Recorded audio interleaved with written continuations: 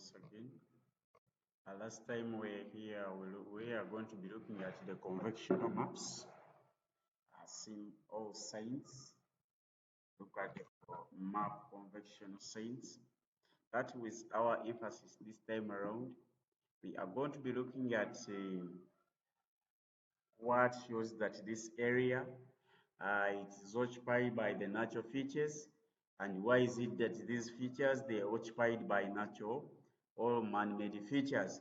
Then from there we shall be picking up from what we call the marginal lands symbols, what clearly shows that this area is or it appears to be like a boundary, or what makes this area different from other areas. Then look at the informational symbols. The informational symbols, maybe if you are told that school, what symbol do you use for the school? If it is a church, which symbol we are supposed to use? So those are what we call the informative symbols or informational symbols. When we proceed below, there are some of the intended objectives that by the end of this we should be able to know the major map universal symbols, things that you actually should not be missing out. When you look below there, you have some of the symbols. We have that one which tries to display the contours, how they look like. Then you have what you call the depressions, where you are seeing that diagram. Then you have the systems, how they appear, in other words, streams or rivers. In case the map extract is showing those things, you can be able or clearly to identify this area looks to be like this. They are showing other symbols there. We have the boundaries. Those are the map symbols that try to reflect how they look like. When you proceed, there are also other symbols that clearly show how they look like.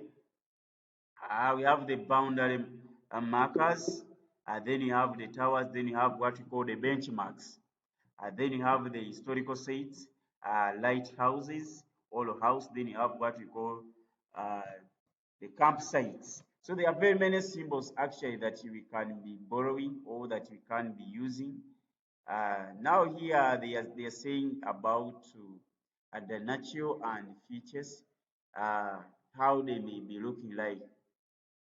For instance, hills, ridges, ditches, erosional features. Then they are also giving us the artificial features. For instance, roads, settlement, boundaries, lines, boundary lines, and very many others. Those are some of the features. They are saying that the hierarchy of these features are classified, and their classification is universal to the representation for the easy companion and standardization. In other words, these ones have their standard uniqueness, or they have their standard representation. When you look at areas that have maps, that have hills and ridges, they look different from those of the rivers or those that tend to be appearing in form of water bodies. With water bodies, you usually be seeing that this people will be using colors to represent that this area it has got water. For example, they may use a blue color to represent that that area is associated with the water bodies. Now, when we continue, they are talking about the marginal line symbols. With the marginal line symbols, these are of different forms and places related.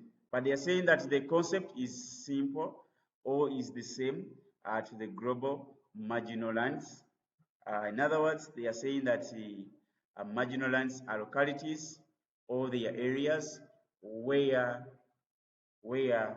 diminishing return has set in.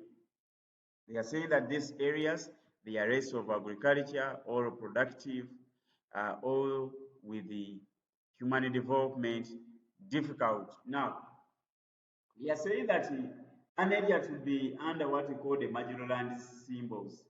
That means that the area is no longer in its, or the area is experiencing what we call the marginal return. For instance, if an area some time ago when it was used for agriculture, that means that nowadays cannot be used for agriculture simply because the area is now in a productive. And they are saying that such areas they may be badlands, they may be swamps, they may be delighted areas, or they may be areas that may be